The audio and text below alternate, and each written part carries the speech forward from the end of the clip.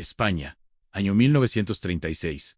Una nación marcada por profundas divisiones, una tierra herida por la pobreza, la desigualdad social y un choque de ideologías que parecía irreconciliable. Una tormenta que no tardaría en desatarse, dividiendo familias, pueblos enteros y generaciones, marcando para siempre el alma del país. Poco a poco, casi sin que nadie se diera cuenta del abismo que se abría, dos Españas comenzaron a tomar forma, mirándose con desconfianza, con miedo, con rabia. Una de ellas, la España republicana, clamaba por cambios urgentes, por justicia social, por una nueva forma de vivir que dejara atrás siglos de atraso. Soñaba con la educación para todos, con la tierra para quien la trabajaba, con una libertad que se sintiera real.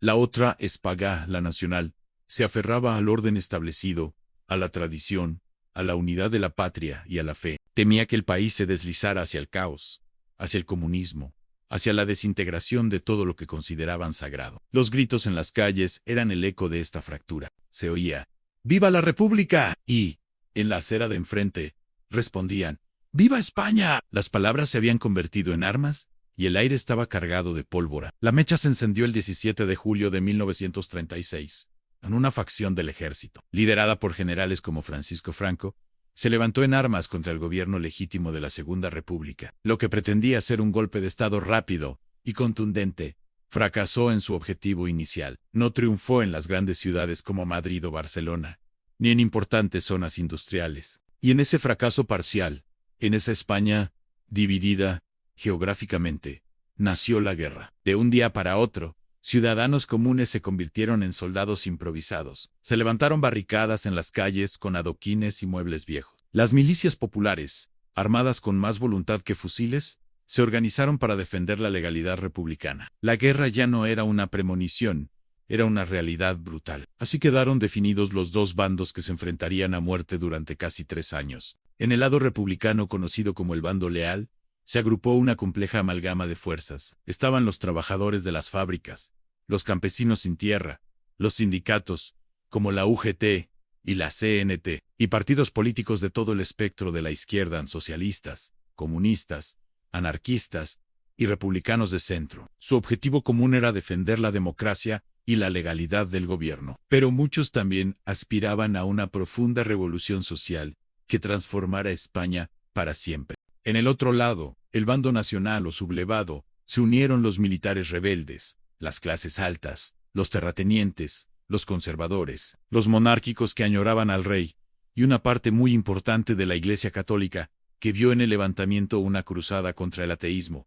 y el desorden. Su lucha era por restaurar lo que ellos llamaban el orden, acabar con las reformas republicanas y establecer un gobierno autoritario y férreo. Las banderas tricolores republicanas ondeaban frente a las rojigualdas monárquicas, un símbolo más de la fractura irreconciliable. El conflicto español dejó de ser un asunto interno rápidamente. El mundo entero observaba con atención, y pronto tomó partido. La guerra se convirtió en el prólogo de la Segunda Guerra Mundial. La Alemania nazi de Hitler y la Italia fascista de Mussolini vieron en España el campo de pruebas perfecto para sus nuevas armas y tácticas militares. Enviaron aviones, tanques, artillería y miles de soldados, la Legión Cóndor y el Corpo Trop Voluntary, que fueron decisivos para la victoria de Franco. El bando republicano, por su parte, encontró su principal apoyo en la Unión Soviética de Stalin, que envió material bélico y asesores militares, aunque a un alto coste político y económico. Pero la República también recibió un tipo de ayuda única, movida por la ideología y el idealismo. Miles de jóvenes voluntarios de más de 50 países, escritores, obreros, estudiantes y aventureros, viajaron a España para luchar contra el fascismo. Formaron las legendarias Brigadas Internacionales, un ejército de la solidaridad que consideraba que la batalla por Madrid era la batalla por la libertad del mundo. Con el apoyo extranjero, la guerra se recrudeció y se extendió por todo el territorio.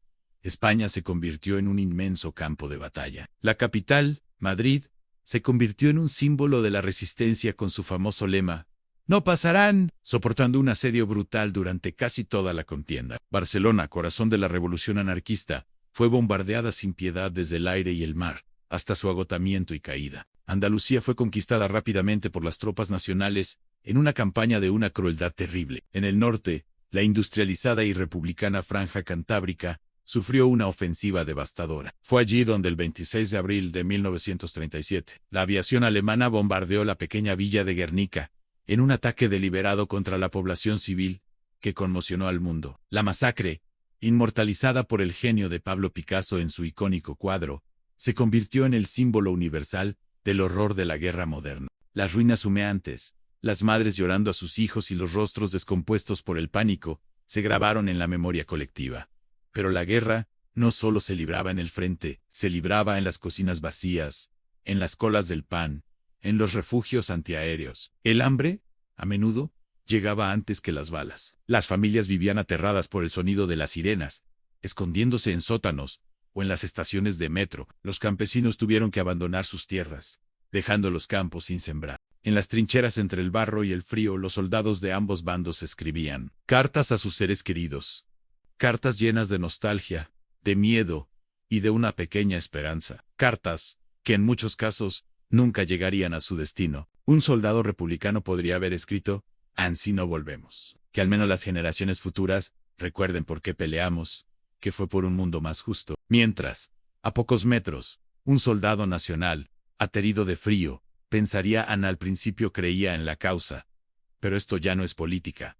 Esto es solo sobrevivir un día más. La humanidad se abría paso a duras penas, en medio de la barbarie. Tras casi 3 años de una resistencia heroica pero desigual, la República se desangraba. La falta de armas, las divisiones internas y el agotamiento de la población hicieron mella. A principios de 1939, Cataluña cayó. Miles de republicanos emprendieron un éxodo masivo hacia la frontera francesa, huyendo de la represión. Finalmente, el 28 de marzo de 1939, las tropas de Franco entraron en un Madrid fantasmagórico y hambriento, sin encontrar apenas resistencia. El 1 de abril, el último parte de guerra, anunciaba el fin del conflicto. La guerra había terminado, sí, pero la paz no llegó. Para cientos de miles de personas, el dolor apenas comenzaba. Las calles se llenaron de un silencio ominoso, mientras las banderas republicanas eran arriadas y sustituidas por el emblema del nuevo régimen.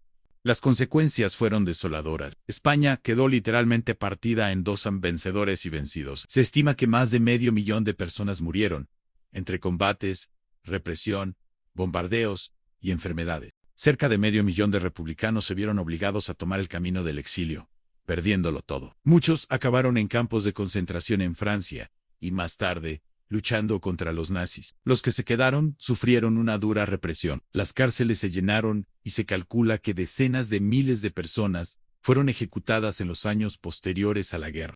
Para España, el fin del conflicto supuso el inicio de una larga y oscura noche, una dictadura militar que, bajo el mando del generalísimo Franco, duraría casi 40 años, aislando al país y sumiéndolo en un silencio impuesto. La Guerra Civil Española no fue solamente un conflicto militar más en la historia. Fue una herida profunda que desgarró el alma de un país. Una tragedia que enfrentó a hermanos contra hermanos, a vecinos contra vecinos. Sus cicatrices, aunque invisibles, perduran en la memoria de las familias y en el paisaje de la nación. Recordar aquellos años de dolor, división y sufrimiento no significa reabrir viejas heridas sin sentido. Significa comprender nuestro pasado, honrar a todas las víctimas, y sobre todo, aprender la lección más importante, que el diálogo, el respeto y la democracia son los únicos caminos para evitar que una tragedia así se repita. Gracias por acompañarnos en este viaje a uno de los capítulos más determinantes de la historia de España. Si te ha interesado,